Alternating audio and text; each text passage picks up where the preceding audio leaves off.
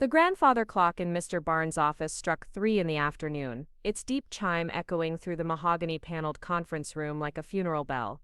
I sat at the far end of the polished table, my husband Michael's warm hand resting gently on mine, while my family arranged themselves like vultures around a fresh kill. My mother Patricia smoothed her black Chanel suit with practiced precision, her diamond tennis bracelet catching the autumn light streaming through the tall windows overlooking Main Street. My father Robert cleared his throat repeatedly, a nervous habit that always surfaced when money was involved. But before we jump back in, tell us where you're tuning in from, and if this story touches you, make sure you're subscribed because tomorrow I've saved something extra special for you. But it was my brother David who commanded the room's attention, sitting tall in his custom-tailored suit, wedding ring glinting as he drummed his manicured fingers against the table. His wife Ashley leaned close to him, whispering something that made them both smirk in my direction. They'd been planning this moment for months, maybe years. The hushed conversations that stopped when I entered rooms. The casual mentions of when David takes over the business during family dinners. The way they'd started treating Grandpa Harry's Victorian mansion on Elm Street like it was already theirs, discussing renovations and property values with the casual entitlement of people who'd never doubted their inheritance. What they didn't expect was Michael. What they couldn't have predicted was how his presence would unravel everything they thought they knew about our family, about Grandpa Harry and about me. Kenneth Barnes, our family attorney for over 25 years, adjusted his wire-rimmed glasses and opened the thick manila folder that would change all of our lives forever. His weathered hands moved with the careful precision of someone who delivered both fortunes and devastation with equal measure. The room fell silent except for the rhythmic ticking of that grandfather clock, a sound that had marked time in this office since before any of us were born.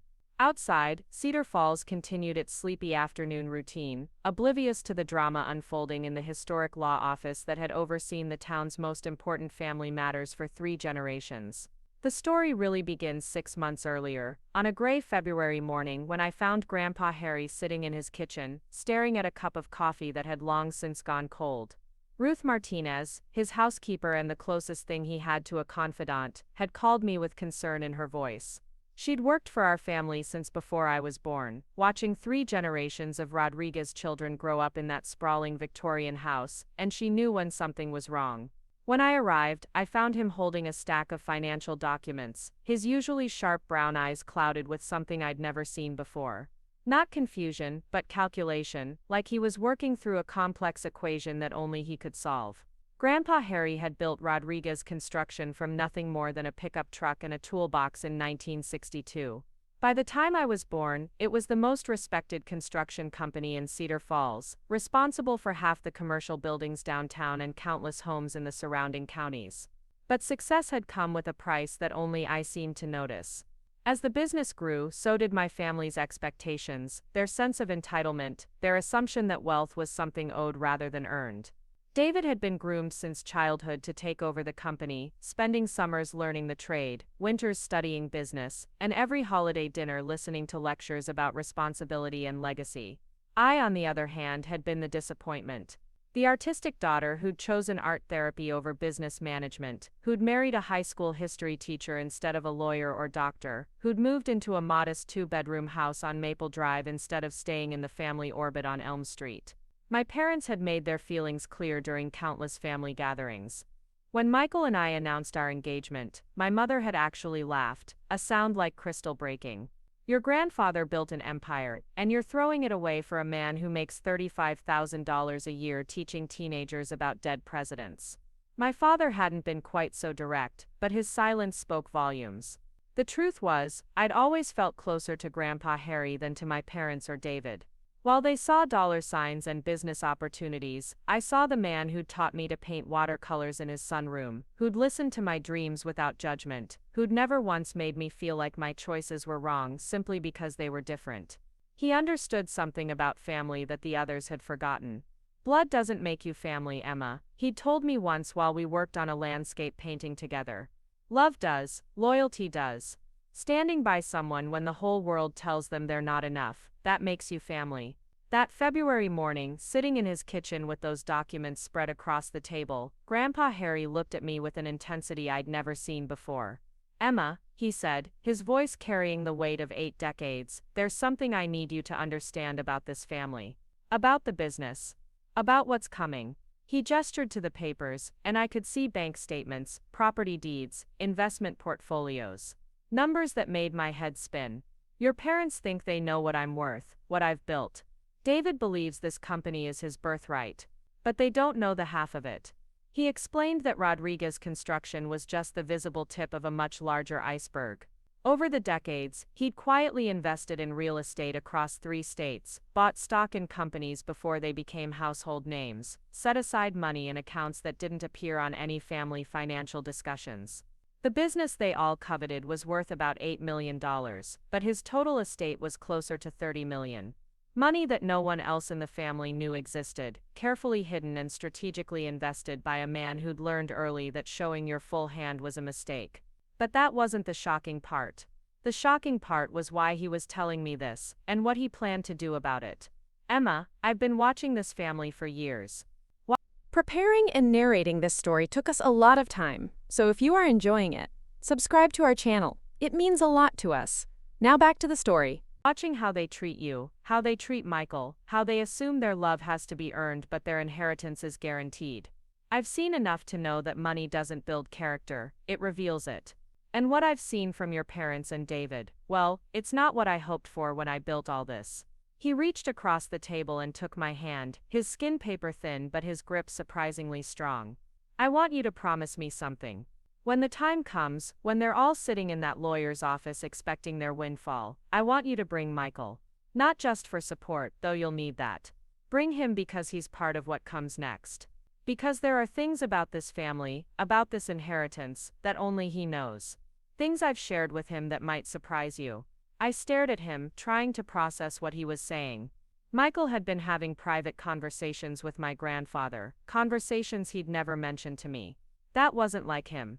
Michael was the most transparent person I'd ever known, a man who couldn't keep a surprise party secret for more than 5 minutes. But Grandpa Harry's expression told me this was serious, that whatever they'd discussed was important enough to warrant secrecy. The months that followed felt like watching a slow-motion car accident. Grandpa Harry's health declined steadily, but predictably. My parents and David began circling like sharks, suddenly very attentive to his needs, very interested in spending time at the Victorian mansion they'd mostly ignored for years. Ashley started pinning interior design photos to a Pinterest board labeled Future Home, apparently unconcerned about the tackiness of redecorating a house before its owner was even buried. The whole family dynamic shifted into inheritance mode, everyone positioning themselves for maximum advantage while pretending to grieve a man who was still alive. Michael, meanwhile, began disappearing for hours at a time, claiming he was grading papers or attending teacher workshops. But I'd been married to him for 3 years, and I knew his patterns. He was meeting with Grandpa Harry, having those mysterious conversations that apparently shaped whatever was coming next. When I asked him about it, he'd get that look he wore when discussing sensitive topics with his students, patient but careful. He'd promised your grandfather he'd wait until the right time to explain everything, Emma. I know it's hard to trust that, but you'll understand soon enough. This is bigger than just the will reading. This is about proving who you really are to people who've never bothered to see you clearly. The week before Grandpa Harry passed, he asked me to visit him alone one final time. I found him in his study, surrounded by photo albums and legal documents, looking frailer than I'd ever seen him but with eyes that burned with purpose. He handed me a small brass key attached to a simple leather cord. "This opens a safety deposit box at First National Bank," he said. "Box number 247. But don't go there until after the will reading. Don't go there until you've seen how they react to what Mr. Barnes tells them. Because what's in that box will make sense only after you understand what kind of people they really are." He died 3 days later, peacefully in his sleep, just as the first snow of an early winter began to fall outside his bedroom window. The funeral was everything you'd expect for a pillar of the Cedar Falls community. The entire downtown business district closed for the afternoon. 300 people packed St. Mary's Catholic Church, where Grandpa Harry had attended Mass every Sunday for 60 years. The mayor spoke about his contributions to the town's growth. The Chamber of Commerce president praised his mentorship of young entrepreneurs. David delivered a eulogy that made him sound like the devoted grandson he'd never actually been, talking about lessons learned and legacies honored while my mother dabbed at dry eyes with a handkerchief. But I noticed things others missed. Ruth Martinez, standing in the back of the church watching my family with an expression that wasn't quite grief. Mr. Barnes, taking notes during the service like he was gathering intelligence. Michael squeezing my hand every time David mentioned the family business or spoke about continuing Grandpa Harry's work. And most telling of all, the small group of people I didn't recognize, working-class men and women who approached me after the service to share stories about my grandfather's quiet generosity. Money for medical bills, college tuition for deserving kids, business loans that kept struggling families afloat. Acts of kindness that he'd never mentioned to his own family. The will reading was scheduled for the following Tuesday, giving everyone time to return from out-of-town relatives and settle their affairs. My parents spent those days in constant communication with David and Ashley, making plans they assumed were foregone conclusions. I overheard my mother on the phone with her sister in Phoenix, discussing potential retirement destinations now that their financial security was assured. David scheduled meetings with business contacts, apparently confident that his transition to company president was just a formality. Ashley bought new furniture for what she'd already started calling their future estate. Michael and I spent those same days in quiet preparation of a different sort. He helped me practice staying calm when confronted with hostility, techniques he'd learned from dealing with difficult parents during his teaching career. We talked about family loyalty versus enabling bad behavior, about standing up for yourself without stooping to their level. But mostly we talked about trust. How I needed to trust that everything happening was part of a larger plan that would make sense when all the pieces fell into place. The morning of the will reading, I stood in our small bathroom, looking at myself in the mirror, and trying to decide who I wanted to be when I walked into that conference room. The dutiful daughter who'd spent years accepting scraps of affection from people who should have loved me unconditionally. The artistic dreamer who'd always been told her passions were impractical. The wife who'd married for love instead of social advancement.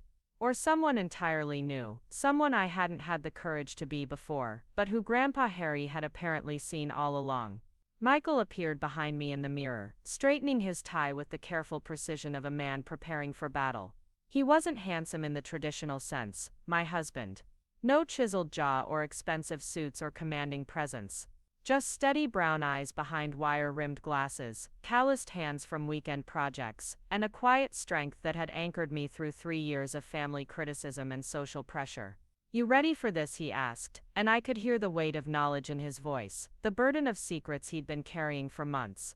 We drove to downtown Cedar Falls in comfortable silence, past the elementary school where Michael taught, past the community center where I ran art therapy sessions for at-risk kids, past all the familiar landmarks of our modest but content life. The historic district looked particularly beautiful that afternoon, autumn leaves creating a golden carpet along Main Street, the old brick buildings glowing warm in the slanted light. It was the kind of scene that made you proud to live in a place where 3 generations of your family had built something meaningful.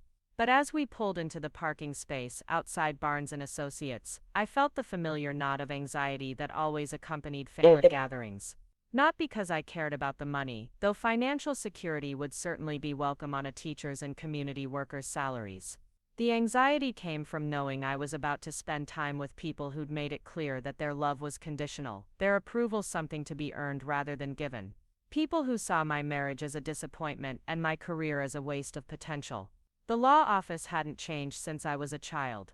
Same Persian rugs, same heavy curtains, same portrait of the founding partners watching over decades of Cedar Falls legal drama. Mr. Barnes greeted us with the formal courtesy of a man who'd known my family long enough to understand its complexities. He escorted us to the conference room where my parents and David were already waiting, arranged around the table like board members preparing for a hostile takeover. My mother looked up as we entered, her smile bright and sharp as a blade. "Emma, darling," she said in the tone she reserved for public appearances. "So good of you to join us. And Michael, of course. How nice that you could take time away from your teaching." The dismissal in her voice was subtle but unmistakable, the implication that his presence was tolerated rather than welcome. David didn't even look up from his phone, apparently absorbed in what I assumed were business emails about his imminent promotion to company president. Mr. Barnes took his place at the head of the table, a thick folder centered in front of him like a bomb waiting to explode. He looked older than I remembered, the weight of decades spent delivering life-changing news etched into every line of his face. "Before we begin," he said, his voice carrying the gravity of the moment, "I want to acknowledge that Harold Rodriguez was not just my client but my friend. What you're about to hear reflects not just his final wishes but his deepest convictions about family loyalty and character. I ask that you listen completely before responding." The silence that followed was thick with expectation and barely contained greed. My father shifted in his chair, already reaching for the pen he assumed he'd need to sign documents. David finally put away his phone, giving Mr. Barnes his full attention for what was probably the first time in years. Ashley leaned forward slightly, her wedding ring catching the light as she folded her hands on the table. My mother's smile never wavered, but I could see the calculation behind her eyes, the mental arithmetic of suddenly abundant possibilities. And Michael, my steady, quiet husband, squeezed my hand 3 times under the table. The signal we'd agreed on that meant everything was about to change. Mr. Barnes opened the folder with deliberate care, each movement measured and precise. The late afternoon sun streaming through the tall windows cast long shadows across the mahogany table, and somewhere in the distance, I could hear the familiar sounds of Cedar Falls winding down for the day. Children walking home from school, cars pulling into driveways, the ordinary rhythm of a town where extraordinary things rarely happened. But inside this conference room, the air crackled with tension and unspoken expectations. "To Patricia Rodriguez," Mr. Barnes began, his voice steady and professional, "Harold Rodriguez bequeaths the sum of $15,000 and his collection of vintage cookbooks, with the hope that she will remember the joy of creating something with her own hands." My mother's face froze mid-smile. $15,000. Not the comfortable retirement fund she'd been planning, not the financial security she'd assumed was her due, after 37 years of marriage into the Rodriguez family. The vintage cookbooks were almost insulting, considering my mother hadn't cooked a meal from scratch since she'd hired a housekeeper 15 years ago. "To Robert Rodriguez," Mr. Barnes continued without pausing, "Harold Rodriguez leaves $20,000 and his workshop tools, with the request that Robert remember the satisfaction of building something that will outlast himself." My father's face went through a rapid series of expressions. Confusion, disappointment, then a dawning anger that I'd rarely seen from the man who'd spent his entire marriage following my mother's lead. $20,000, and a workshop full of tools he hadn't used since his brief attempt at furniture making in the early years of their marriage. "To David Rodriguez," Mr. Barnes read, and I watched my brother straighten in his chair, clearly expecting this to be the moment his inheritance was announced. "Harold Rodriguez bequeaths the sum of $50,000 and a 49% stake in Rodriguez Construction Company, with the understanding that true leadership must be earned through character rather than birthright." David's mouth fell open. 49%. Not controlling interest, not the presidency he'd been groomed for since childhood, not the empire he'd spent his entire adult life preparing to inherit, just under half of a company he'd assumed would be entirely his. The silence in the room was deafening. Ashley grabbed David's arm, her perfectly manicured nails digging into his expensive suit jacket. My mother made a sound somewhere between a gasp and a choke. My father was staring at Mr. Barnes like the words he'd just heard were in a foreign language. But Mr. Barnes wasn't finished. "To Emma Rodriguez Sullivan," he continued, and every head in the room turned toward me like I was a puzzle they couldn't solve. "Harold Rodriguez leaves his eternal love, his profound respect, and his complete confidence in her ability to honor the Rodriguez legacy in ways that transcend monetary value. To Emma he leaves the Victorian mansion on Elm Street, the remaining 51% controlling interest in Rodriguez Construction Company, and the entirety of his remaining financial assets, which include real estate holdings, investment portfolios, and various business interests, totaling approximately $28 million. The words hung in the air like smoke after an explosion. $28 million. Controlling interest in the family business. The mansion that had been the seat of Rodriguez power for 3 generations. Everything my family had assumed belonged to David was now mine. Everything they'd built their future plans around had just shifted to the person they'd consistently treated as the family disappointment. David was the first to break. "That's impossible," he said, his voice cracking with disbelief. "Dad spent his whole life preparing me to run that company. I know every aspect of the business, every client, every contract. Emma doesn't know anything about construction. She's an art therapist, for Christ's sake. She paints pictures with troubled kids for a living. Patricia stood up so quickly her chair scraped against the hardwood floor. This is ridiculous, Kenneth. Harry wasn't thinking clearly in his final months. Everyone knows that. There must be some mistake, some earlier will that reflects his true intentions. Emma abandoned this family years ago. She chose that man over her own blood, chose some romantic fantasy over her responsibilities. She doesn't deserve to inherit so much as a screwdriver from Harry's workshop. But Mr. Barnes had been practicing law for 4 decades, and he'd seen enough family drama to remain unflappable in the face of emotional outbursts. The will was signed and witnessed according to all legal requirements. Patricia. Harold was of sound mind and body when he made these decisions. There are no earlier documents that supersede this one. These were his final wishes, clearly stated, and legally binding. Michael's hand found mine under the table, his fingers warm and steady against my palm. I could feel him wanting to say something, to defend me against the verbal assault that was surely coming, but he remained silent. Whatever Grandpa Harry had shared with him, whatever plan they'd discussed during those mysterious meetings, apparently required restraint at this moment. Robert finally found his voice, though it came out weak and uncertain. Kenneth, surely, there's been some error in the financial calculations. $28 million. Harry never mentioned having that kind of money. The business is successful, yes, but not to that degree. Where did all this wealth come from? Mr. Barnes consulted another document from his folder. Harold Rodriguez was a shrewd investor and a careful saver. Over the past 40 years, he quietly purchased real estate in 3 states, invested in technology companies before they became profitable, and maintained several high-yield investment accounts. The 28 million figure represents the conservative valuation of assets as of last month. With market fluctuations, the actual amount could be significantly higher. Ashley, who had been silent throughout the reading, finally spoke up. Her voice was sharp with barely controlled panic. David and I have been planning our future based on inheriting the family business. We've made commitments, financial obligations. You can't just change everything because Emma happened to be Harry's favorite.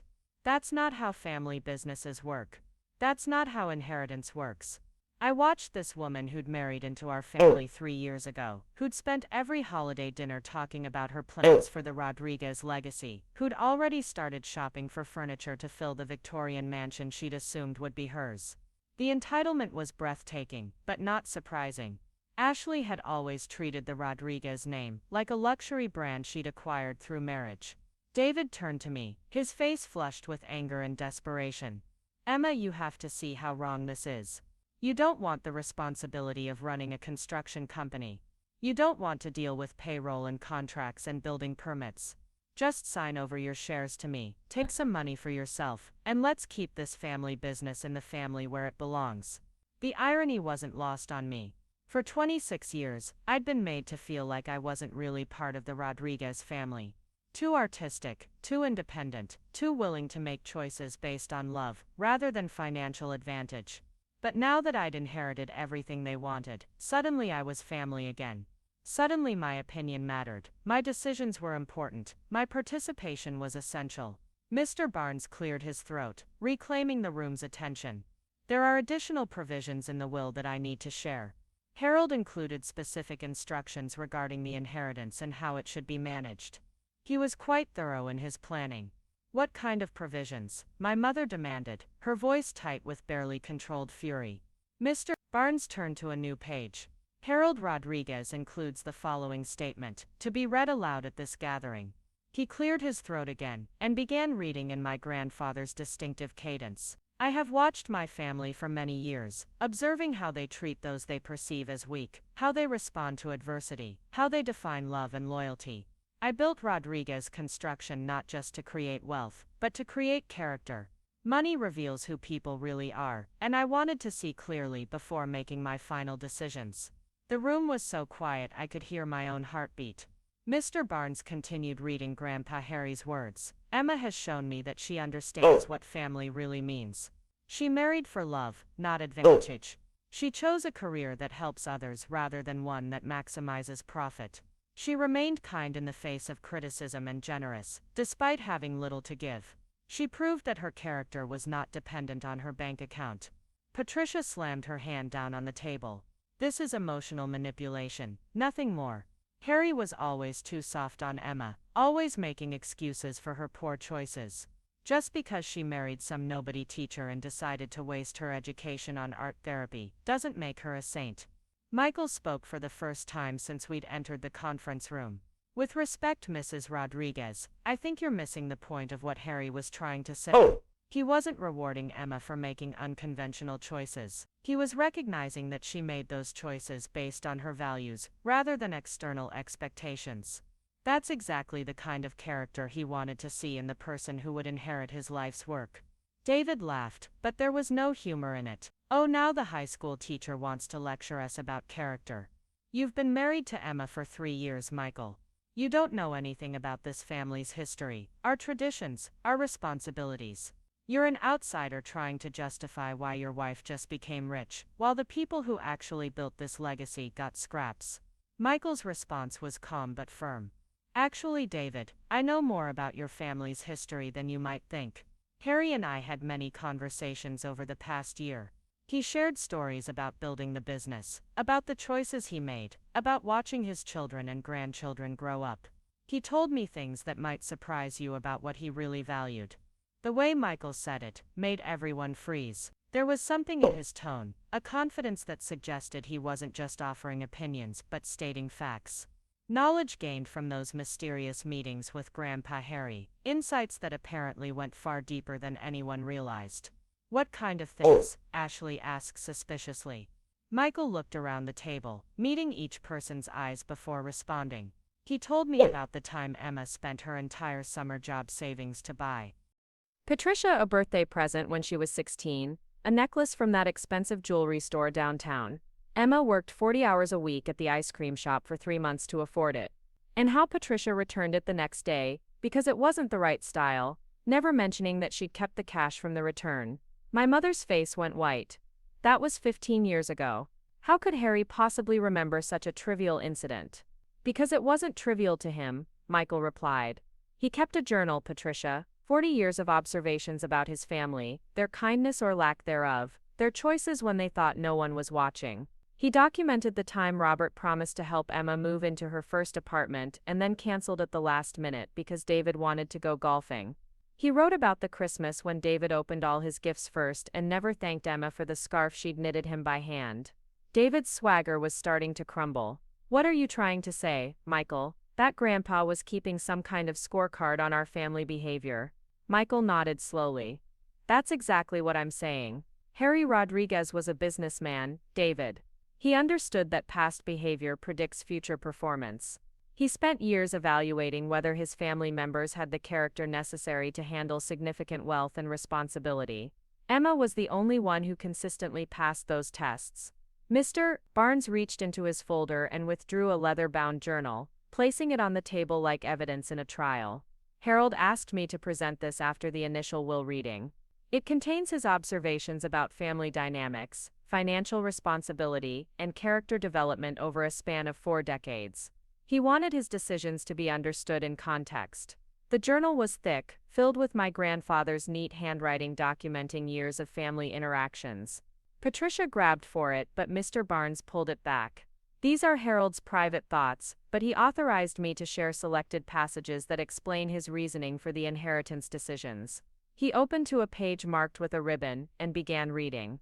Christmas 2019. Emma brought homemade gifts for everyone, despite her limited income as a graduate student. David complained about the expense of driving to Cedar Falls for the holiday, though he'd just purchased a $20,000 boat. Patricia criticized Emma's cooking contribution, while praising the caterer Ashley hired for $60 per person. Robert remained silent throughout the day, unwilling to defend Emma even when the criticism became cruel. The specificity was devastating. Grandpa Harry hadn't just been observing our family dynamics, he'd been documenting them with the precision of a researcher gathering data. Years of small moments that revealed character, patterns of behavior that showed who people really were when money and status were on the line. Ashley stood up abruptly. This is sick, keeping a secret diary about your own family, like some kind of spy. No wonder Emma inherited everything. She was obviously manipulating a lonely old man who'd lost perspective on reality. But Mr. Barnes wasn't finished. He turned to another marked page. June 2020.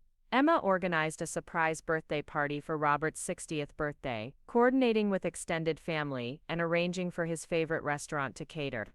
She spent weeks planning details while working full-time and attending graduate school. David attended for 30 minutes before leaving for a business meeting that could have been rescheduled. Patricia spent the entire party networking with relatives about potential investment opportunities. The room felt smaller with each revelation, the weight of documented truth settling over us like a heavy blanket.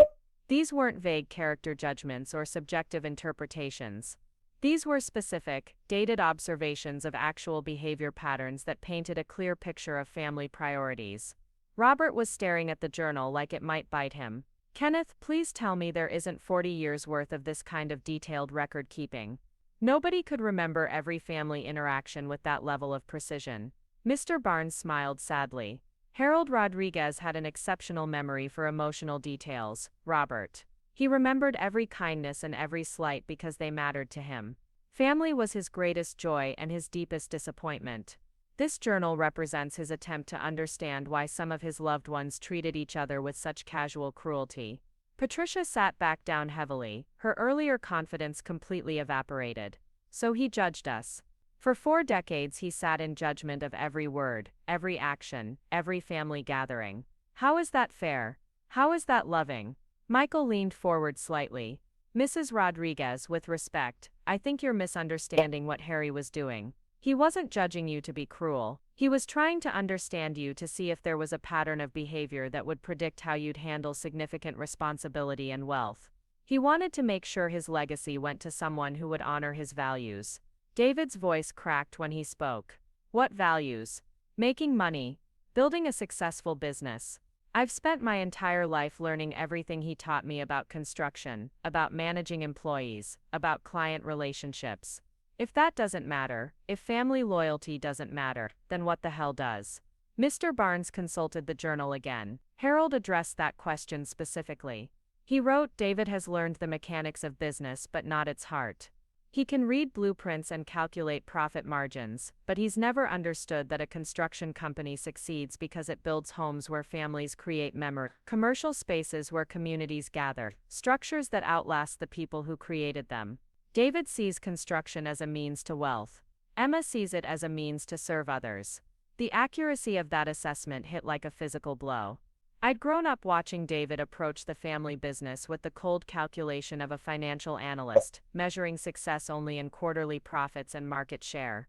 But I'd also watched Grandpa Harry take pride in every school he'd helped build, every hospital wing that bore the Rodriguez construction sign, every affordable housing project that gave working families a chance at home ownership. Ashley was looking around the table like she was searching for allies. This is all very touching, but it doesn't change the practical reality. Emma doesn't have any experience running a multi-million-dollar company. She's going to need help, probably from David, who actually knows the business. So maybe we can work out some kind of partnership arrangement that makes sense for everyone. The suggestion was transparent in its self-interest, but it revealed something important about how my family viewed the inheritance. They still assumed I was the same person who'd walked away from family expectations 6 years ago, still believed I lacked the strength or intelligence to handle real responsibility. They couldn't conceive of a version of Emma Rodriguez Sullivan who might have been preparing for this moment all along. Mr. Barnes reached into his folder one final time and withdrew a sealed envelope with my name written across it in Grandpa Harry's unmistakable handwriting. Harold asked me to give this to Emma after the family's initial reaction to the will. He said it contains information that will help her understand the full scope of her inheritance and the resources available to support her transition into leadership. I took the envelope with trembling fingers, aware that everyone in the room was watching my every movement. The paper was heavy, expensive, the kind Grandpa Harry used for important business correspondence. Inside was a single sheet of letterhead and a small brass key attached to a black ribbon. The letter was brief but comprehensive. Emma, if you're reading this, then you know that your family has reacted exactly as I predicted they would. They've questioned your worthiness, your capability, and your right to inherit what I've built. This is the final test, though they don't know it yet. How you handle their criticism, their demands, and their attempts to manipulate you will determine whether you're truly ready for what comes next. The key opens safety deposit box 247 at First National Bank. Ruth Martinez has been instructed to meet you there tomorrow at 10 a.m. What you find will complete your understanding of the Rodriguez legacy and your role in its future. Trust your instincts, trust your husband, and remember that character is revealed not in moments of triumph but in moments of attack. You've already proven yourself to me. Now prove it to yourself. I folded the letter carefully and slipped it into my purse along with the key. The room was watching me expectantly, waiting for some reaction, some sign of how I planned to respond to this life-changing moment. But I'd learned something important during my years as an art therapist. Sometimes the most powerful response is silence. Sometimes letting people reveal themselves completely is more valuable than defending yourself immediately. Patricia couldn't stand the quiet. Well, what does it say? What other surprises did Harry hide from his own family? I looked around the table at these people who shared my DNA but had never shared my values. People who'd spent years making me feel inadequate, who'd questioned every choice I'd made, who'd treated my marriage like a social embarrassment and my career like a waste of potential. People who were now facing the reality that the family disappointment had just inherited everything they'd assumed belonged to them. The letter asks me to meet with Ruth Martinez tomorrow morning, I said calmly. Apparently there are additional aspects of Grandpa Harry's estate that need to be discussed privately. Additional aspects, David repeated. How much more could there possibly be? $28 million and controlling interest in the company isn't enough. Michael squeezed my hand again, and I drew strength from his steady presence. I think what Grandpa Harry understood, and what you're all struggling with, is that this inheritance isn't just about money or property or business ownership. It's about responsibility. It's about proving that you understand the difference between having wealth and being worthy of it. Robert looked older than I'd ever seen him, like the weight of missed opportunities was finally settling on his shoulders. Emma, I know we haven't always been the most supportive family. Your mother and I, we had certain expectations, certain hopes for your future that maybe weren't fair. But we're still family. We can work through this together. The attempted reconciliation was touching in its transparency. Now that I controlled the family business and held the financial power they'd coveted, suddenly my parents were interested in repairing our relationship. Suddenly my choices seemed less disappointing, my marriage less embarrassing, my career less frivolous. But damage accumulated over years doesn't disappear with a single conversation, and trust broken repeatedly doesn't heal with convenient apologies. I'd spent too many holidays feeling like an outsider, too many family gatherings, defending choices that shouldn't have required defense, too many years watching my parents treat Michael like a tolerated inconvenience rather than a beloved son-in-law. Mr. Barnes began organizing his documents, signaling that the official will reading was complete. The legal requirements have been fulfilled, he announced. Emma, I'll need to schedule several meetings with you over the next few weeks to transfer titles, update bank accounts, and handle the various administrative details of such a substantial inheritance. The process will take some time, but everything Harold wanted you to have will be legally yours within 30 days. As we prepared to leave, the family dynamics in the room had shifted completely. The people who'd arrived expecting to divide my grandfather's wealth among themselves were now facing the reality that the family outcast controlled their financial futures. David's stake in Rodriguez Construction meant he'd be working for me, not inheriting an empire. My parents' comfortable retirement would depend on my generosity, not their assumed entitlement.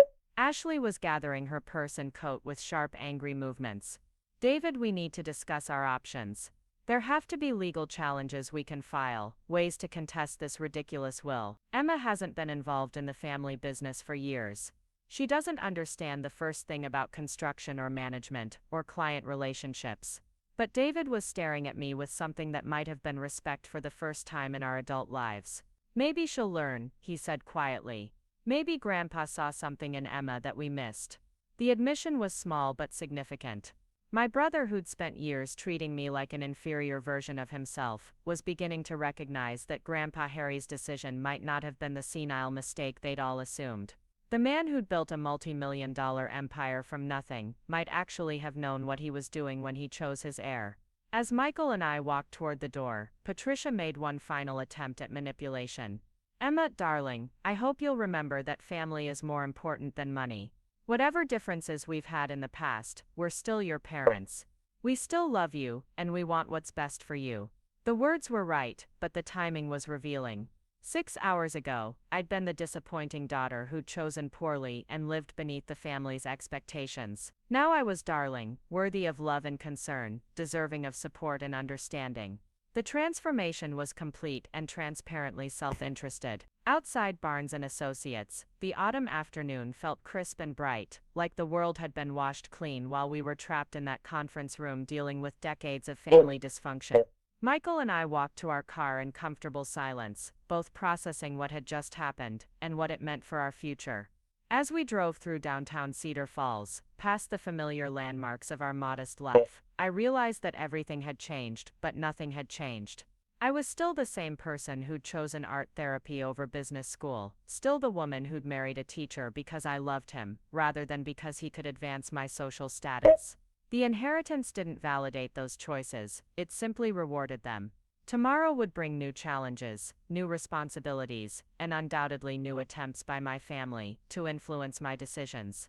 But tonight I was going home to our small house on Maple Drive, to the life Michael and I had built together without anyone's help or approval. The life that had apparently proven to Grandpa Harry that we understood what really mattered. That evening, Michael and I sat at our small kitchen table with takeout containers from Chen's Golden Dragon, the Chinese restaurant, where we'd had our first date 4 years ago. The familiar ritual of sharing sesame chicken and fried rice felt surreal after the earthquake that had shaken our world just hours earlier. The inheritance hung between us, like an uninvited guest, transforming every ordinary moment into something weighted with possibility and consequence. Michael pushed his food around his plate, clearly wrestling with thoughts he wasn't sure how to express. Finally, he set down his chopsticks and looked directly at me. Emma, there are things I need to tell you about my conversations with your grandfather. Things I promised him I'd wait to share until after today. I'd been expecting this moment since we left the law office, but hearing him acknowledge the secrets still sent a chill through me. How long had you been meeting with him? I asked, surprised by how calm my voice sounded, despite the storm of emotions brewing underneath. About 8 months, Michael admitted. It started accidentally. I was picking up some books he ordered for me from the library, and we got to talking about teaching, about working with kids who come from difficult backgrounds. He mentioned that you'd had some challenges growing up, that the family dynamics weren't always supportive of who you really were. The confession felt like a betrayal and a relief simultaneously. Part of me was hurt that my husband had been having intimate conversations about my childhood without including me. But another part was grateful that someone had finally seen and understood the isolation I'd felt growing up. Rodriguez, the constant pressure to be someone I wasn't. Michael reached across the table and took my hand. He asked me to tell him about you from my perspective. Not as your husband defending you, but as someone who saw you clearly, without the baggage of family history. So I told him about the woman I fell in love with.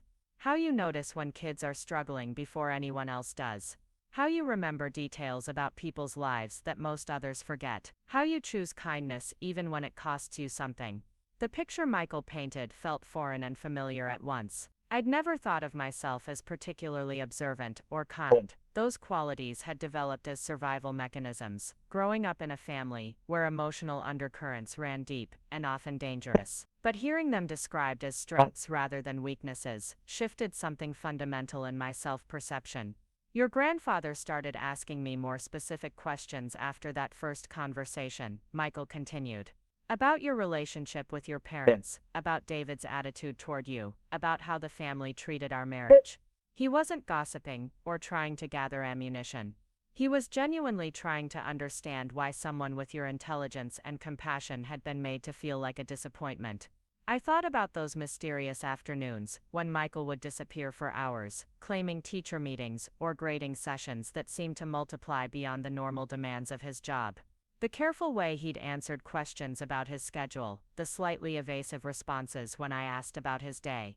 He'd been protecting secrets that weren't entirely his to share. What did you tell him about our marriage? I asked, not sure I wanted to hear the answer, but needing to understand the full scope of their conversations. Michael smiled, the first genuine expression of happiness I'd seen from him all day. I told him that marrying you was the best decision I'd ever made. That you made me want to be a better person, not through criticism or demands, but through example. That watching you work with kids who'd been written off by everyone else taught me what real strength looks like. The words settled into spaces in my heart that I hadn't realized were empty. For 3 years, I'd been acutely aware of how my family viewed my marriage as settling, as choosing security over ambition, as proof that I lacked the drive to reach for something bigger. But Michael's perspective, filtered through Grandpa Harry's questions, revealed a different narrative entirely. He wanted to understand why you'd been willing to walk away from all the family wealth and status, Michael explained. Why you'd chosen a life that looked smaller from the outside, felt larger from the inside. I think he was testing his own assumptions about what success really means. As Michael talked, I began to see the shape of Grandpa Harry's longer strategy. The inheritance wasn't just about rewarding me for making unconventional choices, it was about ensuring that his life's work would continue under someone who understood its deeper purpose. He'd spent months evaluating, not just my character, but my marriage, my support system, my ability to handle pressure and responsibility, without losing my essential nature. There's something else, Michael said, his voice dropping to the tone he used when discussing sensitive topics with his most troubled students. Your grandfather asked me to promise that I'd support whatever decisions you make about the inheritance, even if they seem risky or unconventional. He said you're going to face pressure from your family, from business associates, from people who think they know better how to manage his legacy. He wanted to make sure you'd have at least one person who trusts your judgment completely. The weight of that trust felt enormous. Grandpa Harry had essentially handed me control of a multi-million-dollar empire, based not on my business experience, which was non-existent, but on his faith in my character as observed through Michael's eyes. It was both humbling and terrifying. We spent the rest of the evening talking through the practical implications of the inheritance. Michael had been researching business management, learning about construction industry regulations, even studying the legal requirements for corporate leadership. While I'd been oblivious to the coming changes, my husband had been quietly preparing himself to support whatever transformation lay ahead. The next morning arrived gray and drizzly, typical October weather in Cedar Falls that made the whole world look like it was holding its breath. I dressed carefully for my meeting with Ruth Martinez, choosing clothes that felt professional but authentic. Not the designer suit my mother would have recommended for handling serious business, but a simple black dress that made me feel confident without pretending to be someone I wasn't. First National Bank of Cedar Falls occupied a stately brick building on Main Street, its architecture reflecting the solid, unpretentious values of a community where the same families had been doing business together for generations. Ruth Martinez was waiting for me in the lobby, her silver hair perfectly styled, and her expression carrying the mix of grief and determination I'd come to associate with people who'd loved Grandpa Harry deeply. Ruth had been more than a housekeeper to our family. She'd been Grandpa Harry's confidant, the keeper of family secrets, the woman who'd watched 3 generations of Rodriguez children grow up while maintaining a discretion that bordered on the sacred. If anyone understood the full scope of what I was inheriting, it would be her. She led me through the bank's marble corridors to the safety deposit box area, a windowless room that felt like a vault for more than just valuables. Box 247 was larger than I'd expected, requiring 2 keys to open. Ruth produced the second key from her purse without ceremony, as if she'd been preparing for this moment as long as I had been avoiding it. Inside the box was a thick manila envelope, a smaller wooden box carved with intricate designs, and a leather portfolio that looked like it had been crafted specifically for important documents. Ruth gestured for me to take everything, her eyes bright with unshed tears. Your grandfather spent many hours preparing these materials for you, Maya, she said, using the Spanish endearment she'd called me since childhood. He wanted you to understand, not just what you're inheriting, but why you're inheriting it. There are things about this family, about the business, that have been kept private for very good reasons. We found a small conference room where I could examine the contents without curious eyes watching. The manila envelope contained financial documents that made my head spin. Bank statements showing accounts I'd never heard of. Property deeds for land in 3 states, investment portfolios, diversified across industries I didn't recognize. The $28 million Mr. Barnes had mentioned was apparently a conservative estimate. The actual value of Grandpa Harry's accumulated wealth was closer to $45 million. But the real revelation was in the leather portfolio. Inside were detailed business plans, architectural drawings, and correspondence with city planners that revealed the true scope of Grandpa Harry's vision for Rodriguez construction. He hadn't just been running a local building company, he'd been quietly positioning the business to become a major player in sustainable development, affordable housing initiatives, and community revitalization projects across the Midwest. The wooden box contained something even more personal.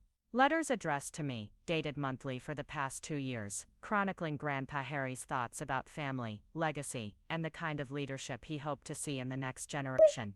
Each letter revealed more about his growing disappointment with David's approach to business, and his increasing confidence in my potential to honor the Rodriguez name in ways that transcended profit margins. One letter, dated just 6 weeks before his death, contained the most direct explanation of his decision-making process. Emma, I've watched your brother learn every technical aspect of construction without ever understanding its heart. He sees buildings as products to be sold, rather than communities to be served. He measures success in quarterly earnings, rather than generational impact. You, on the other hand, understand that our real business has always been helping families build better lives. Ruth watched me read, occasionally offering context or clarification about references I didn't immediately understand. She'd been present for many of the conversations and meetings that had shaped Grandpa Harry's final plans, serving as both witness and advisor, as he'd structured the inheritance to reflect his deepest values. There's one more thing, Ruth said when I'd finished reviewing the documents. Your grandfather recorded a video message for you, something he wanted you to see privately before making any decisions about the business. It's on his laptop. She produced a sleek device from her oversized purse, explaining that Grandpa Harry had learned to use technology specifically for this purpose. The video file was labeled simply for Emma, and dated 3 weeks before his death. When I clicked play, Grandpa Harry's familiar face filled the screen, but he looked older and more fragile than I remembered. The setting was his study, with afternoon light streaming through windows that overlooked the garden, where he'd taught me to identify different flowers when I was 6 years old. Emma, my dear grand, he began, his voice carrying the weight of accumulated wisdom and approaching mortality. If you're watching this, then you know that I've chosen you to continue what I started 70 years ago, when I first picked up a hammer and decided to build something that would outlast my own lifetime. The video continued for nearly 30 minutes, covering everything from practical business advice to philosophical reflections on the nature of family loyalty. But the most powerful moment came when Grandpa Harry addressed the family dynamics that had shaped my entire life. I know your parents and David will question this decision, he said, looking directly into the camera, with the intensity that had always made me feel completely seen and understood. They'll say you're not prepared, that you lack experience, that I've made a sentimental mistake. But I've spent years watching all of you, and I've learned that experience without character is worthless, while character without experience can be developed. He paused, gathering his thoughts before continuing. You've already proven that you can make difficult choices based on your values, rather than external pressure. You chose art therapy because you wanted to heal people, not because it would make you wealthy. You married Michael because you loved him, not because he could advance your social status. You walked away from this family's expectations when they conflicted with your authentic self. Those decisions required more courage than most people ever have to demonstrate. The video concluded with specific instructions about transitioning into business leadership, recommendations for key employees to trust, and warnings about potential challenges from competitors who might see a leadership change as an opportunity to steal clients or contracts. But the underlying message was consistent throughout: trust your instincts, surround yourself with people who share your values, and never forget that the real purpose of Rodriguez Construction was to serve the community that had supported its growth. Ruth closed the laptop when the video ended, giving me time to process what I'd just heard. Your grandfather believed that business success without moral foundation is just elaborate theft, she said quietly. He built Rodriguez Construction to prove that you could make money while making life better for others. That's the legacy he wants you to continue. We sat in comfortable silence for several minutes, the weight of generational responsibility settling around me like a mantle I was still learning how to wear. Outside the conference room, I could hear the ordinary sounds of a small-town bank conducting its daily business, people making deposits and loan payments and investment decisions that would shape their families' futures in small but meaningful ways. Finally, Ruth reached into her purse one more time and withdrew a set of keys attached to a Rodriguez construction keychain. These will get you into the main office, the workshop, and your grandfather's private study where he kept his most important records. The employees are expecting you tomorrow morning for a staff meeting. They've known for weeks that changes were coming, they just didn't know what form those changes would take. The idea of walking into Rodriguez Construction as its new owner felt surreal and terrifying. I'd been in the building countless times as a child, following Grandpa Harry around while he explained different aspects of the business, but always as an observer rather than a participant. The employees would be expecting David, who'd been groomed for leadership his entire adult life. Instead, they'd be getting me, an art therapist with no construction experience and a head full of untested ideas about community service and sustainable development. But as Ruth and I gathered the documents and prepared to leave the bank, I realized that fear and excitement often felt remarkably similar. The inheritance wasn't just about money or property or business ownership, it was about the opportunity to prove that Grandpa Harry's faith in my character had been justified. It was about honoring a legacy while creating something new, something that reflected my own values while respecting the foundation he'd built. Ruth hugged me before we parted ways in the bank lobby, her embrace carrying the warmth of someone who'd watched me grow from a confused little girl into a woman capable of carrying forward a family's most precious responsibilities. "Give them time, Mita," she whispered in my ear. "Your family is hurting right now because their expectations have been challenged, but eventually they'll see what your grandfather saw. Eventually they'll understand that love isn't about getting what you want, it's about wanting what's best for the people you care about." Driving home through the familiar streets of Cedar Falls, I found myself seeing the town differently. Every building constructed by Rodriguez Construction, every family living in homes we'd helped create, every commercial space where local businesses served the community, all of it was now my responsibility. The weight was enormous, but it was also energizing in a way I hadn't expected. Michael was waiting for me when I got home, his teacher's bag abandoned by the door, and his full attention focused on understanding how the morning had changed our lives. I spread the documents across our kitchen table, transforming our modest dining space into a conference room where we could begin planning for a future neither of us had imagined 24 hours earlier. As we reviewed financial statements and business plans together, I realized that Grandpa Harry's greatest gift wasn't the money or the property or even the business itself. His greatest gift was the confidence he'd expressed in my ability to grow into responsibilities I'd never sought but was apparently ready to embrace. He'd seen potential in me that I'd never recognized in myself, trusted me with a legacy that represented the work of his entire lifetime. The phone rang 3 times that afternoon. First, my mother calling to discuss practical arrangements for managing the inheritance, her tone suggesting she'd spent the morning researching ways to maintain family control over financial decisions. Then David, awkwardly attempting to schedule a meeting about transition planning and maintaining business continuity. Finally, Ashley, ostensibly calling to check on my emotional well-being but actually fishing for information about my plans for Rodriguez Construction's future. Each conversation reinforced what I'd learned from Grandpa Harry's video and Ruth's explanations. The inheritance had revealed everyone's true priorities with crystalline clarity.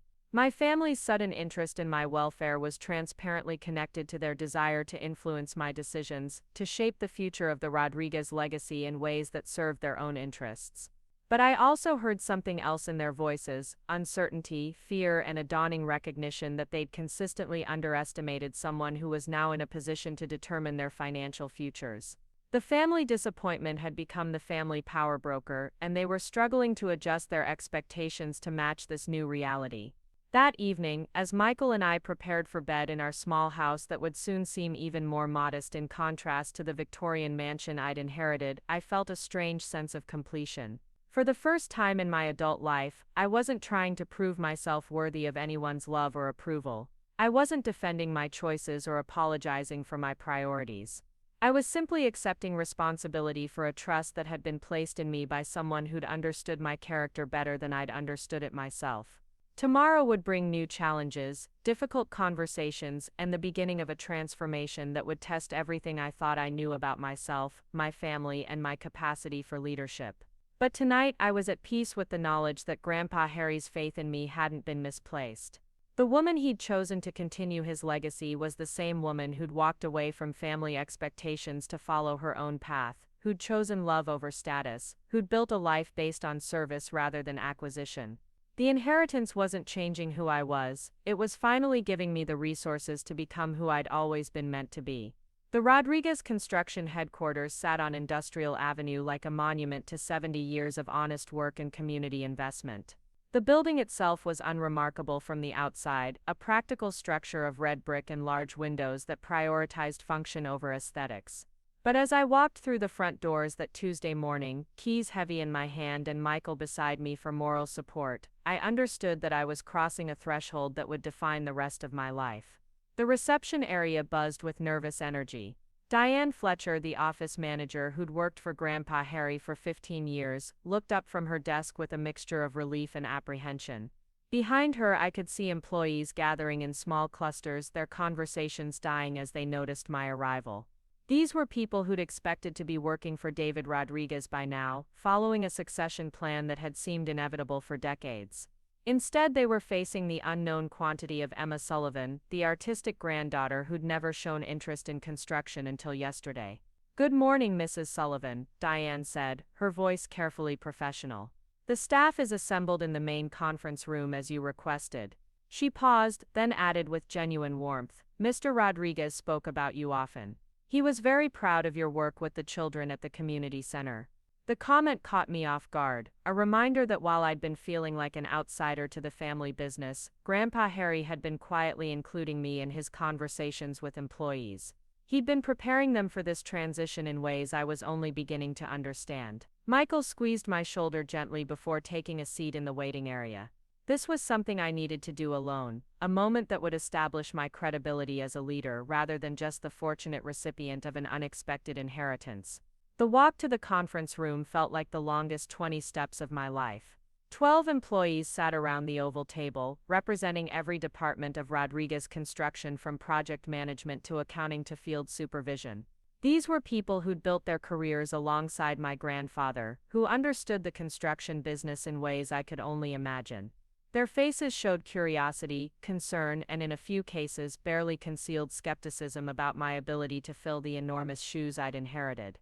Tom Kellerman, the foreman who'd supervised job sites for Rodriguez Construction since before I was born, spoke first. "Mrs. Sullivan, we all respected your grandfather tremendously. He was fair, knowledgeable, and genuinely cared about both his employees and his clients. I think I speak for everyone when I say we're committed to honoring his legacy, but we need to understand your vision for the company moving forward." The question was reasonable and necessary, but it exposed the fundamental challenge I faced. How do you convince experienced professionals to follow someone who'd never managed a construction project, never read a blueprint, never negotiated a contract or supervised a job site? How do you earn respect when your primary qualification is being loved by a man who was no longer alive to explain his reasoning? I looked around the table, meeting each person's eyes before responding. "You're right to have questions about my experience," I said, choosing honesty over false confidence. "I've never run a construction company, and I won't pretend otherwise. But I've spent the past few years learning something that I think applies here. In art therapy, we work with people who've been told they're broken, that their problems are too complex or their situations are too damaged to improve. Success comes not from having all the answers immediately, but from listening carefully, respecting the expertise that already exists, and building trust through consistent actions rather than impressive credentials." The room remained quiet, but I sensed a shift in attention. These weren't abstract concepts to people who worked in construction, they were principles that applied to every job site where different trades had to coordinate effectively, where client relationships determined repeat business, where safety depended on clear communication and mutual respect. Maria Santos, the project coordinator who joined Rodriguez Construction straight out of college 5 years ago, leaned forward slightly. "What does that mean specifically for how you plan to run things here?" "It means I'm going to spend the next few months learning everything I can about this business from the people who know it best," I replied. "It means decisions will be made collaboratively rather than unilaterally. And it means we're going to explore ways to expand our impact in the community while maintaining the quality and integrity that made Rodriguez Construction successful in the first place. I pulled out one of the documents Ruth had shown me the day before, a business plan Grandpa Harry had been developing for affordable housing initiatives. He'd been working on this for 2 years, quietly researching funding opportunities and identifying potential partners. I think he was waiting for the right moment to move forward, but his vision was to use our expertise and reputation to address Cedar Falls' housing shortage while creating sustainable employment opportunities. The business plan was detailed and ambitious, proposing partnerships with local banks, city government, and nonprofit organizations to develop housing that working families could actually afford. It wasn't charity, it was a sustainable business model that would generate steady revenue while serving community needs that larger construction companies typically ignored. Frank Morrison, the company's senior estimator, studied the documents with growing interest. "This is sophisticated planning, Mrs. Sullivan. Your grandfather researched zoning regulations, materials costs, labor requirements, even potential tax incentives. This isn't just a good idea, it's a viable expansion strategy that could differentiate us from competitors while serving an underserved market." The expertise in Frank's voice carried weight with the other employees. If the man responsible for calculating costs and timelines believed Grandpa Harry's affordable housing initiative was feasible, then maybe the new owner wasn't inheriting something she couldn't handle. Maybe she was inheriting something with genuine potential for growth and community impact. Jennifer Walsh, the office manager who handled client relations, raised another practical concern. "Mrs. Sullivan, what about current contracts and existing client relationships? Some of our biggest accounts have been working with this company for decades based on personal relationships with your grandfather. They might have concerns about continuity under new leadership." The question highlighted another dimension of the challenge I faced. Rodriguez Construction's success had been built on trust developed over decades of reliable performance and personal relationships. Clients had chosen us not just because we did good work, but because they knew Grandpa Harry personally, trusted his word, and believed he'd stand behind every project until completion. "I've thought about that," I said, pulling out another folder from the materials Ruth had prepared. Grandpa Harry apparently anticipated this concern as well. He wrote personal letters to our 12 largest clients, explaining his decision to leave the business to me, and requesting that they give me an opportunity to prove myself before making any changes to their construction plans. The letters were masterpieces of persuasion, written in Grandpa Harry's direct but respectful style. He acknowledged that clients might have reservations about working with someone new, but he asked them to judge Emma Sullivan based on her actions rather than her inexperience. He reminded them of Rodriguez Construction's 7-decade reputation for integrity and quality, suggesting that these values were more important than any individual personality in maintaining successful business relationships. More importantly, the letters revealed something about Grandpa Harry's assessment of my character that I was still learning to understand. He'd written to the Methodist Church Building Committee about my experience working with diverse communities through art therapy, suggesting that this background would help me understand their vision for a facility that welcomed people from different social and economic backgrounds. He'd written to the school district about my educational training, proposing that someone with experience in child development would bring valuable perspective to designing learning environments. Each letter connected my apparent limitations to potential advantages, reframing my lack of construction experience as an opportunity for fresh thinking rather than a disqualifying weakness. It was strategic communication at its finest, the work of someone who'd spent decades building relationships through authenticity and mutual respect. Tom Kellerman, who'd been listening quietly throughout the meeting, finally spoke again. "Mrs. Sullivan, I worked for your grandfather for 23 years. In that time, I never saw him make a decision based on sentiment or favoritism. Every choice he made was calculated to benefit the business and the people who depended on it for their livelihoods. If he believed you were the right person to lead Rodriguez Construction into the future, then I'm willing to give you the chance to prove him right." The endorsement from Tom carried enormous weight with the other employees. He was respected not just for his technical expertise but for his judgment about people and situations. If Tom Kellerman believed I deserved an opportunity to lead, then maybe the other employees could set aside their reservations long enough to see what I might accomplish. The rest of the meeting focused on practical matters. Reviewing current projects, discussing upcoming deadlines, identifying potential challenges that would require leadership decisions in the coming weeks. I listened more than I spoke, taking notes and asking questions that revealed my ignorance, but also demonstrated my commitment to learning quickly and thoroughly. By the time we concluded, the atmosphere in the room had shifted from skeptical concern to cautious optimism. These were experienced professionals who understood that leadership transitions were always challenging, but they'd also worked for a man who'd built a successful business through careful planning and sound judgment. If Grandpa Harry had chosen me to continue his legacy, then perhaps there were qualities in me that they hadn't yet recognized but would discover through working together. After the employees returned to their regular duties, I spent the rest of the morning in Grandpa Harry's private office, a space that felt like a shrine to 7 decades of honest work and community service. The walls were covered with photographs of completed projects, thank you letters from satisfied clients, and awards from various civic organizations recognizing Rodriguez Construction's contributions to Cedar Falls development.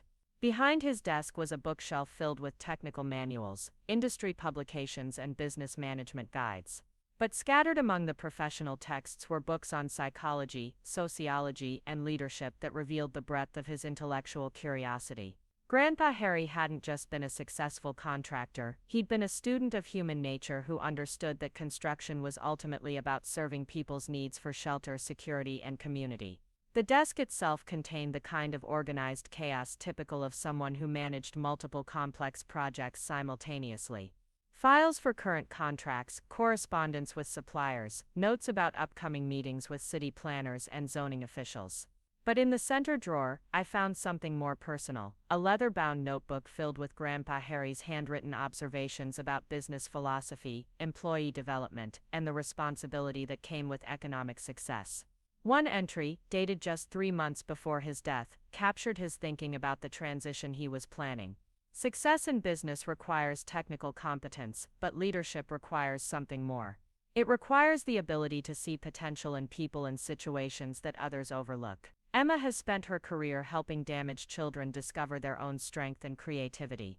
These same skills will serve her well in helping Rodriguez Construction discover its potential for greater community impact.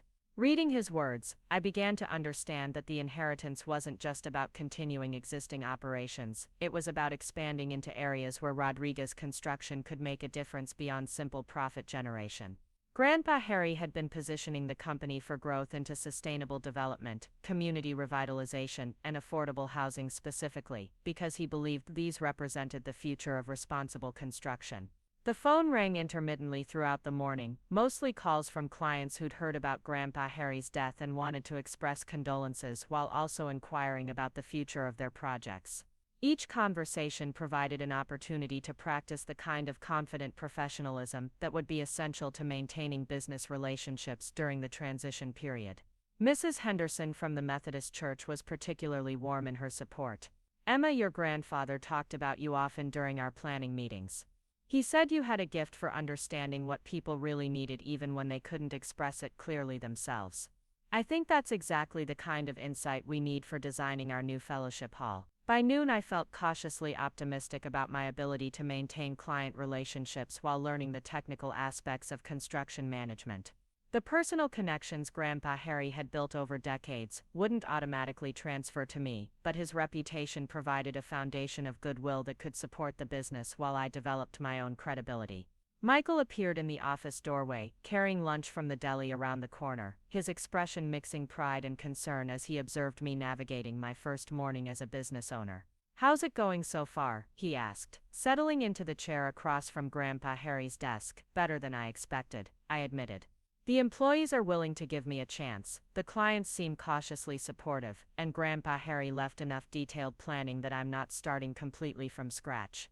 But I keep waiting for the moment when someone asks me a question I can't answer, when my lack of experience becomes a liability rather than just a challenge to overcome." Michael unpacked sandwiches and coffee while considering my concerns. "You know what strikes me about everything you've described? The problems you're worried about are exactly the kind of problems you solve every day at the community center. Understanding what people need, building trust with individuals who have reasons to be skeptical, creating environments where collaboration can happen despite differences in background and experience. His perspective helped me see connections I'd been missing. The skills I'd developed in art therapy weren't irrelevant to business leadership. They were foundational to the kind of leadership Rodriguez Construction would need to expand into community-focused projects. Understanding human motivation, facilitating group dynamics, building consensus around shared goals, these capabilities would be essential for managing both employees and client relationships effectively. The afternoon brought a different kind of challenge when David appeared in the office without warning, his usual confident demeanor replaced by something more vulnerable and uncertain. He stood in the doorway for several seconds before speaking, as if gathering courage for a conversation he'd been dreading. "Emma, I was hoping we could talk about the transition," he said finally. "About how to maintain continuity while you're learning the business, about ways I might be able to help despite everything that happened yesterday." The offer surprised me with its apparent sincerity. David had spent his entire adult life preparing to inherit Rodriguez Construction, and losing that opportunity to his younger sister must have been devastating on multiple levels. But he was still here, still willing to contribute his expertise to the company's success, even though he was no longer positioned to benefit financially from that success. "I think that would be valuable," I replied carefully. "You understand aspects of this business that will take me months or years to learn. If you're genuinely willing to help, I'd appreciate your guidance." We spent the next 2 hours reviewing current projects, discussing client preferences and contractor relationships that David had been managing for the past 5 years. His knowledge was encyclopedic, and his insights were genuinely helpful, but I also sensed an underlying sadness that he was trying hard to conceal. Finally, he addressed the elephant in the room directly. "Emma, I need you to know that I was hurt by Grandpa's decision. I've been preparing my entire life to run this company, and learning that he didn't trust me with that responsibility has been difficult to accept." The admission required considerable courage, and I felt a flicker of empathy for my brother despite years of tension between us. "I can understand that, David. I never expected this either, and I can see how it would feel like a rejection of everything you've worked toward." He was quiet for a long moment before continuing. "But spending today reviewing everything he built, seeing the plans he left for community projects and sustainable development, I'm starting to understand what he saw in you that he didn't see in me. I know the technical side of construction, but you understand people in ways that I never learned. Maybe that's what the company needs to grow beyond what it's been."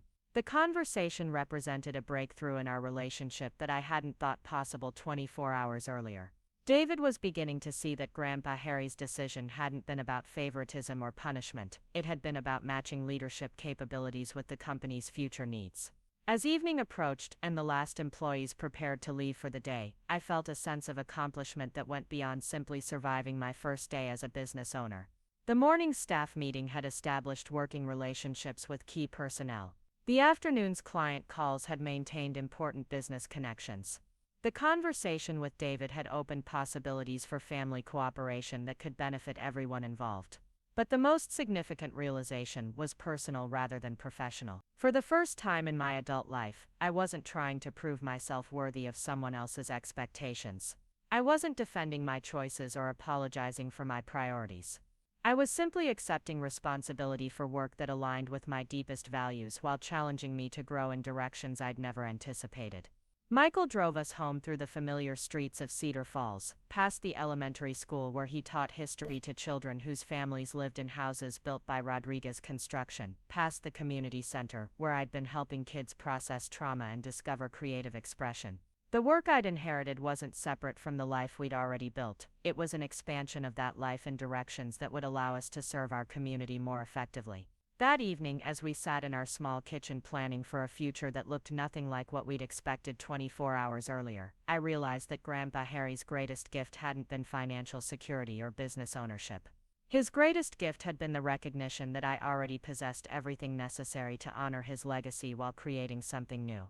The phone rang one final time as we prepared for bed. It was Ruth Martinez, calling to check on my first day, and to share one last piece of information that Grandpa Harry had asked her to deliver personally. "Mija," she said, her voice warm with affection and respect, "your grandfather wanted you to know that he wasn't giving you Rodriguez Construction because he thought you needed rescuing. He was giving it to you because he believed the company needed what you could bring to it. He said the business would be safe in your hands, but more importantly, it would grow in your hands into something that could change how construction companies think about their responsibility to the communities they serve."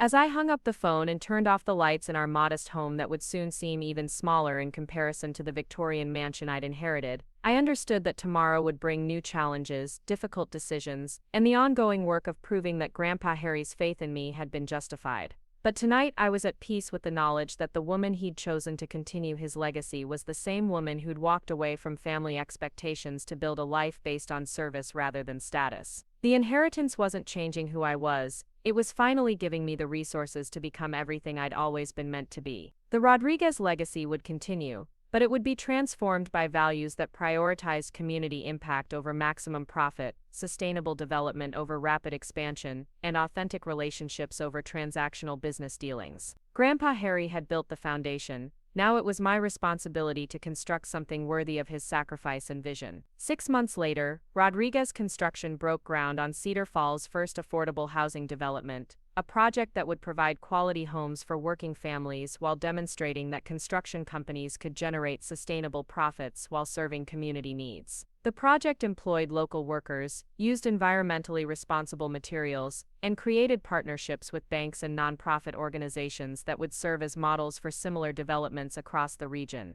David served as project manager, his technical expertise essential to the development's success, while his growing understanding of community-focused construction helped him find meaning in work that served purposes beyond personal advancement. Our parents attended the groundbreaking ceremony, their earlier resentment about the inheritance gradually replaced by pride in seeing the Rodriguez name associated with innovative community service. Michael continued teaching, while also serving as an unofficial advisor on projects involving schools and educational facilities, his background in child development providing valuable insights about designing learning environments that supported both academic achievement and emotional wellness. And I discovered that leading Rodriguez Construction required exactly the same skills I'd developed through art therapy, listening carefully to understand what people really needed, building trust through consistent actions rather than impressive promises, and creating environments where collaboration could flourish despite differences in background and experience. The inheritance had revealed who my family members really were when their expectations were challenged, but it had also revealed who I really was when given the opportunity to align my work with my deepest values. Grandpa Harry's greatest gift hadn't been money or property or business ownership.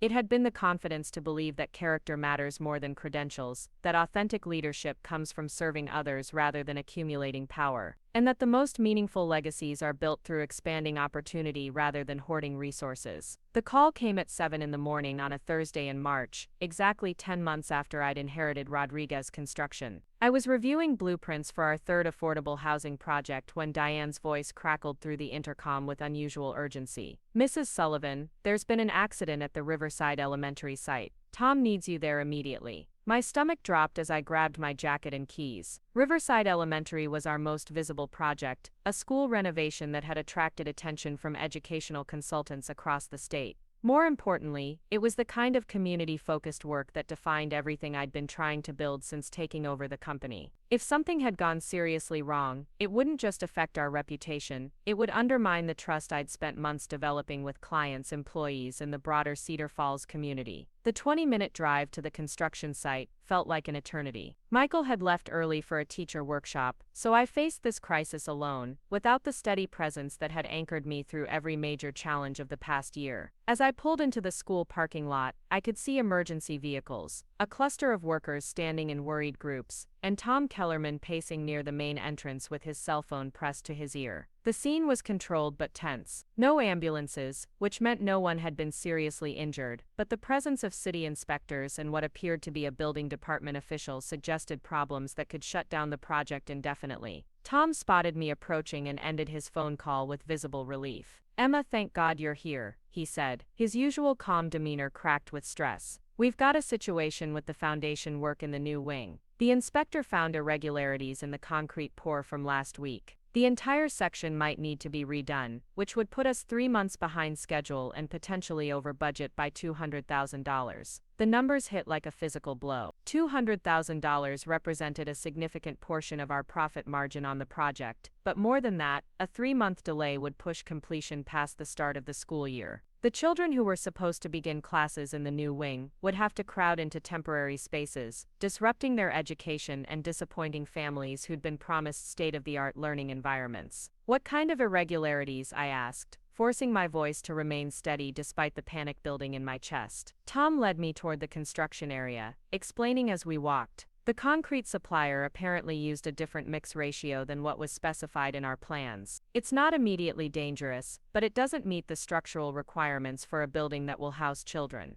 The inspector says we have two options: tear out the affected section and start over, or bring in a structural engineer to redesign the load-bearing elements to accommodate the weaker concrete. Both options were expensive and time-consuming, but they represented very different approaches to problem solving. Tearing out the concrete would preserve the original design integrity, but would require absorbing significant costs and delays. Redesigning around the existing concrete would be faster and cheaper, but would compromise the building's specifications in ways that might affect its long-term durability. As we reached the construction site, I could see the scope of the problem. The foundation for the new wing represented weeks of work and thousands of dollars in materials. Starting over would mean acknowledging that our quality control processes had failed, that someone in our organization had made a mistake with serious consequences. Inspector Patricia Williams approached us with a clipboard and an expression that suggested she'd dealt with similar situations many times before. Her reputation in Cedar Falls was built on strict adherence to building codes and a low tolerance for contractors who cut corners or made excuses for substandard work. "Mrs. Sullivan," she said with professional courtesy but unmistakable firmness, "I've documented the issues with the concrete work. The mix doesn't meet specification 4.2.1 for structural foundations in educational facilities. You'll need to provide a remediation plan within 48 hours, or I'll have to suspend the project pending review." The ultimatum was clear and non-negotiable: 48 hours to develop a solution that would satisfy building requirements while minimizing impact on the school district's schedule and our company's financial stability. It was exactly the kind of crisis that would test everything I'd learned about leadership during my first year as a business owner. I spent the rest of the morning on site, gathering information from workers who'd been involved in the concrete pour, reviewing documentation from the supplier, and examining the affected area with Tom and our senior project manager. The investigation revealed a communication breakdown between our office and the concrete company that had resulted in the wrong specifications being used for the pour. The mistake was frustrating, but not malicious. Someone had transposed numbers on a work order, leading to a mix that was perfectly adequate for residential foundations but insufficient for commercial construction. Under different circumstances, it might have been caught before the concrete was poured, but a series of small miscommunications had allowed the error to compound until it became a major problem. By noon, I had enough information to understand our options clearly. The conservative approach would be to tear out the affected concrete and start over with the correct specifications. This would add approximately 12 weeks to the construction timeline and cost roughly $250,000 in additional materials and labor. The alternative would be to hire a structural engineer to redesign the foundation system, using steel reinforcements that would compensate for the weaker concrete, adding perhaps 4 weeks to the schedule and $50,000 in additional costs. The decision represented more than just financial calculations. It was a test of the values I'd been promoting since taking over Rodriguez Construction. The conservative approach prioritized absolute quality and original design integrity, even at significant cost. The alternative approach emphasized practical problem-solving and adaptive engineering, accepting compromises in exchange for faster completion and lower expenses. I called a meeting with key project personnel to discuss our options and gather input from the people who would be responsible for implementing whatever solution we chose. Tom, Maria Santos, Frank Morrison, and Jennifer Walsh gathered in the school's temporary conference room, their faces reflecting the seriousness of the situation and their awareness that my decision would affect not just this project but our company's reputation for years to come. Frank, as our senior estimator, presented the financial implications of each option with characteristic precision. Tearing out and replacing the concrete would eliminate any profit margin on this project and would require us to absorb costs that weren't covered by our contract with the school district. The redesign approach would preserve some profitability, while still ensuring structural integrity, but it would represent a deviation from the original specifications that some clients might view as a compromise of quality standards. Maria raised concerns about scheduling and client relationships. The school district had been planning their academic calendar around our promised completion date, and they'd already made commitments to teachers and families based on our timeline. A 12-week delay would create significant disruption, while a 4-week delay might be manageable with some creative scheduling adjustments. Tom, whose judgment I'd learned to trust implicitly over the past year, offered a perspective that went beyond immediate practical considerations. Emma, this situation is going to be a defining moment for Rodriguez Construction under your leadership. How we handle this crisis will tell people whether we're a company that takes responsibility for our mistakes and prioritizes long-term relationships over short-term profits. His words crystallized something I'd been struggling to articulate. This wasn't just about solving a technical problem or managing financial losses. It was about demonstrating the character and values that would define Rodriguez Construction's reputation for decades to come. The decision would send a message to clients, employees, and competitors about what kind of company we were and what kind of leader I intended to be. Jennifer, who managed our client relationships, raised another crucial consideration. The school district has been our most visible supporter of the Affordable Housing Initiative and our other community projects. How we handle this problem will affect not just our relationship with them, but their willingness to recommend us for other municipal contracts. The observation reminded me that Rodriguez Construction's future depended on more than just completing individual projects successfully. We were building a reputation for community partnership and innovative problem solving that would determine our ability to pursue the kind of meaningful work that had attracted me to this business in the first place. I spent the afternoon consulting with structural engineers, reviewing insurance policies, and researching similar situations that other construction companies had faced. The technical aspects of the problem were manageable. Engineering solutions existed that could address the concrete issue without compromising building safety or long-term durability. The real challenge was making a decision that aligned with our values while protecting our financial stability and client relationships. By evening, I had reached a conclusion that felt both practical and principled. We would hire a structural engineer to design steel reinforcements that would more than compensate for the weaker concrete, ensuring that the building exceeded, rather than merely met structural requirements. We would absorb the additional costs ourselves, rather than passing them on to the school district, accepting responsibility for the mistake while minimizing impact on their budget and schedule. Most importantly, we would use this crisis as an opportunity to improve our quality control processes and strengthen our supplier relationships. The mistake had revealed vulnerabilities in our communication systems that could affect future projects, and addressing those vulnerabilities would benefit every client we served going forward.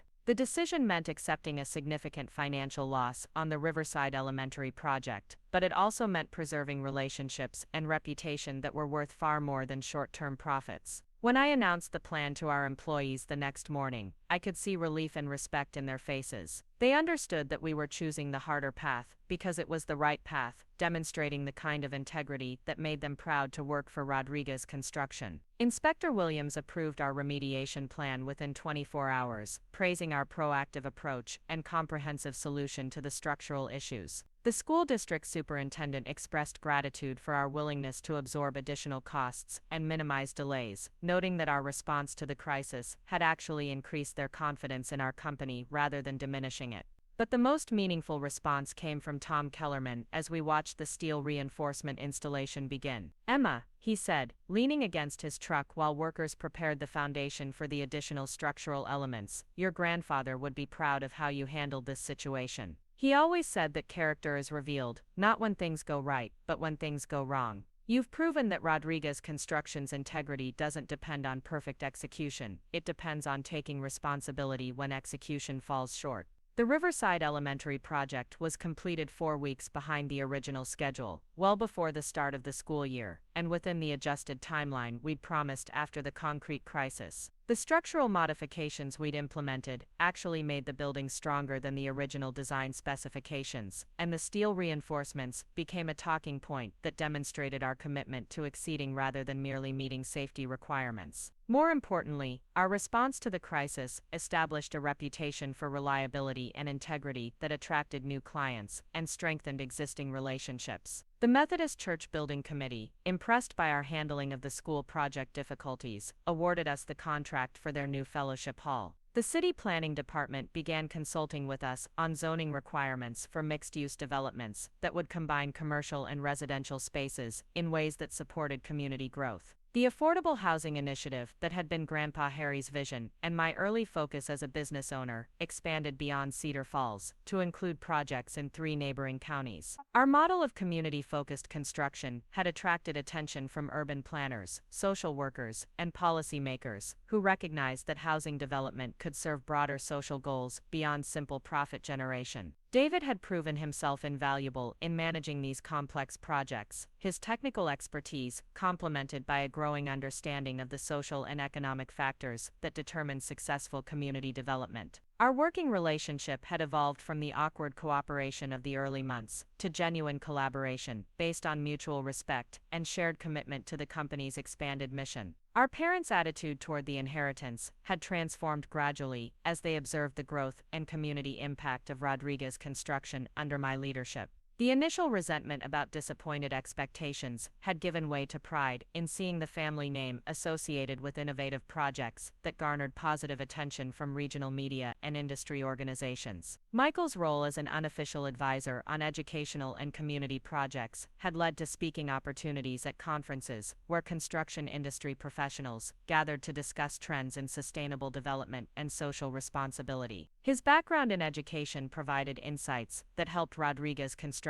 design buildings that served their intended users more effectively than conventional architectural approaches. The Victorian mansion on Elm Street had become more than just a residence. It served as a meeting place for community organizations, a venue for fundraising events, supporting local charities, and a symbol of how inherited wealth could be used to strengthen rather than isolate families from their broader communities. Ruth Martinez continued to manage the household, while also serving as an informal historian who documented the evolution of Rodriguez Construction's community impact initiatives. 1 year after the concrete crisis at Riverside Elementary, I received a letter from the school principal reporting that test scores had improved significantly since students began using the new wing. The improved lighting, ventilation, and acoustic design had created learning environments that supported both academic achievement and emotional wellness, validating the educational research that had informed our construction decisions. But the most personally meaningful recognition came from an unexpected source. The Cedar Falls Chamber of Commerce selected Rodriguez Construction for their annual Community Partnership Award, recognizing businesses that demonstrated exceptional commitment to local economic development and social welfare. The award ceremony was held at the same community center where I'd been working as an art therapist when Grandpa Harry died, bringing my professional journey full circle in ways that felt both surprising and inevitable. Standing at the podium to accept the award, looking out at an audience that included employees, clients, family members, and community leaders, I realized that the inheritance had fulfilled its intended purpose. Grandpa Harry hadn't given me Rodriguez Construction because he thought I needed financial security. He'd given it to me because he believed the company needed what I could bring to it.